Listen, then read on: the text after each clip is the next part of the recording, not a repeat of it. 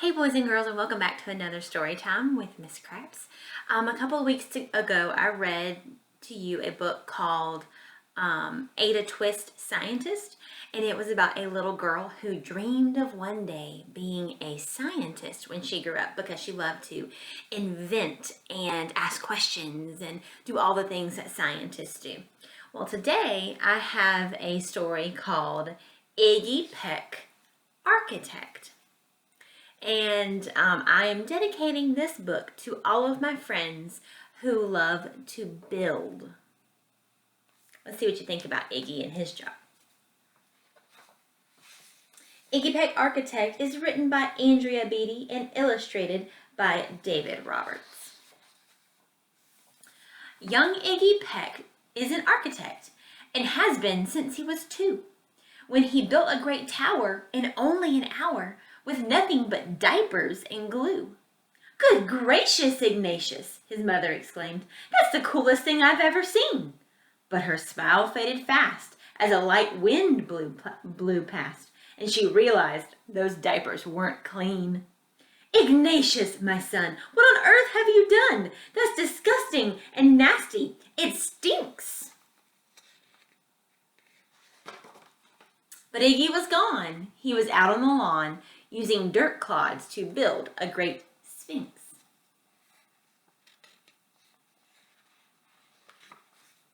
When Iggy was 3, his parents could see his unusual passion would stay. He built churches and chapels from peaches and apples, and temples from modeling clay.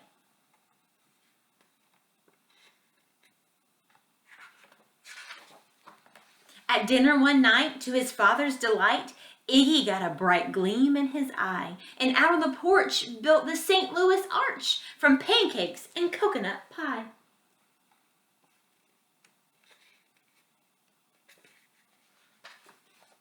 Dear Ig had it made until 2nd grade, when his teacher was Miss Lila Greer. On the very first day, she had this to say: "We do not talk of buildings in here. Gothic or Romanesque, I couldn't care less about buildings ancient or new." She said in her lecture about architecture that it had no place in grade 2. That might seem severe, but she was sincere, for when she was no more than 7, she'd had a great fright at a dizzying height in a building so tall it scraped heaven.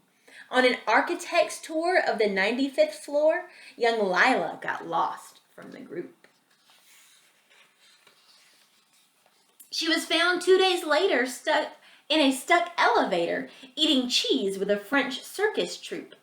After that day, it's quite safe to say, she thought all building lovers were nuts. As a teacher, she taught that, above all, one ought to avoid them, no ifs, ands, or buts. As you might guess, it would cause Iggy stress to hear such terrible talk, but he didn't hear. He sat in the rear while building a castle of chalk. "You, Iggy Peck, your desk is a wreck. Tear down that castle right now. You will not build in here. Is that perfectly clear? Do you need to see Principal Howe?" "No, ma'am," Iggy said. He lowered his head, and his heart sank down to the floor. With no chance to build, his interest was killed. Now 2nd grade was a bore.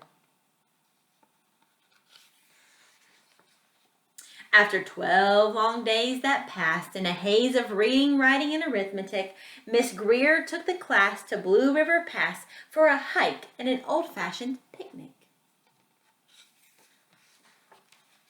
They crossed an old trestle to a small island nestled in the heart of a burbling stream. But they no sooner passed than the footbridge collapsed and Miss Lila Greer started to scream. "We're trapped here, oh my! Alas, kids, goodbye!" Her eyeballs rolled back in her head. She dropped to the ground with a vague groaning sound, luckily fainted, not dead. The class was amazed. They stood there quite dazed, uncertain of what they should do. But one bright young man was off hatching a plan. which started with Miss Lila's shoe. Soon each lad and lass there at Blue River Pass was working together as one.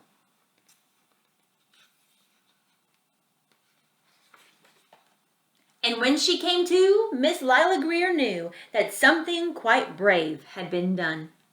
She looked in the air and saw hanging there a structure with cables and braces, and on the far side, beaming with pride, were 17 smiling young faces.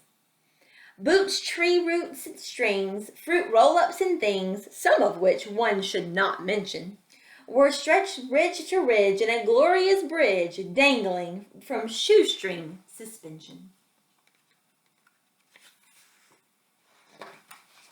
It all became clear to Miss Lila Greer as she crossed that bridge over the stream.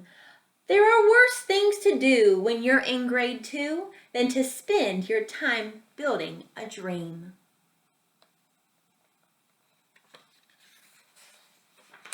Now every week at Blue River Creek Elementary in 2nd grade, all the school kids can hear, along with Miss Greer, how the world's greatest buildings were made. The weekly guest speaker, in t-shirt and sneakers, talks of buildings from Rome to Quebec.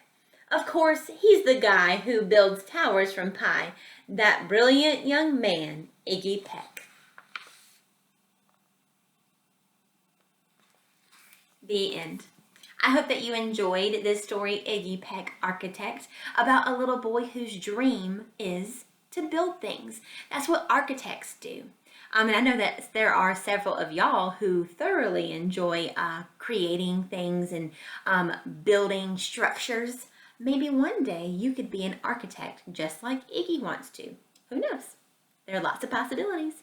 I'll see y'all next time.